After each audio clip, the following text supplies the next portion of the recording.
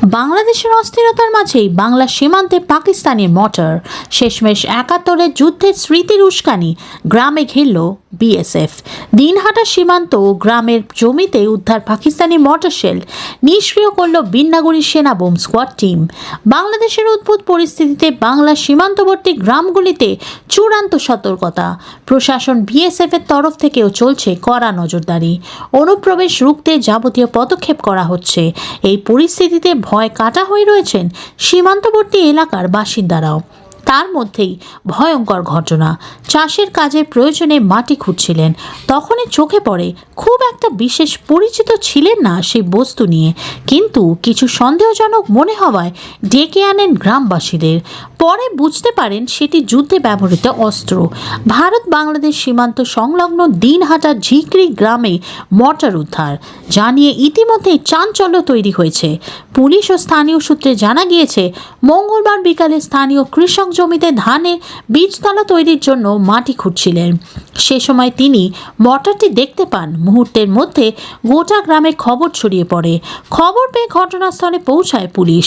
পুলিশের ধারণা, ১৯৭১ সালে বাংলাদেশের স্বাধীনতা যুদ্ধের সময় পাকিস্তানি সেনা সেটি ব্যবহার করেছিল।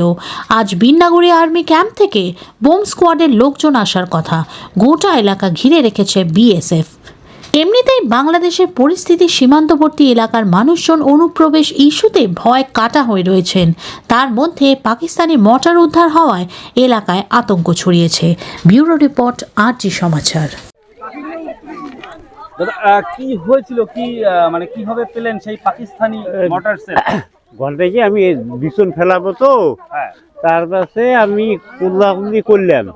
করার পরে এখানে ঠান্ডা লাগছে, আমি খৈনি খাবার উঠলাম।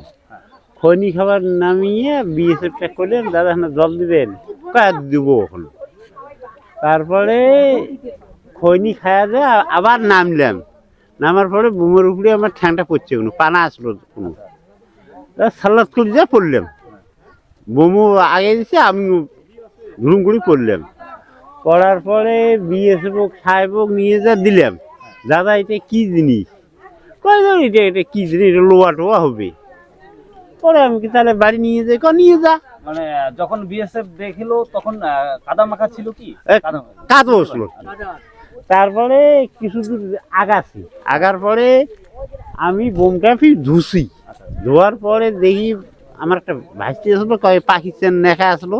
পরে ফির দৌড়ি এসে ফির সাহেবক দিছি, দাদা এনে নেখা আছে পাকিস্তান নেখা।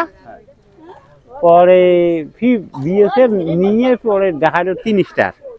৩ স্টার এলো, দেখলো। দেখার পরে উপরে ফোন করলো। ফোন করার পরে তারপরে করলো এখানে একটা খাল খুঁড়ো। এই খাল খুঁড়লাম, এই কাজল ভাই খালটাল খুঁড়ি গিয়ে পরে বস্তার মাটি ভরালাম।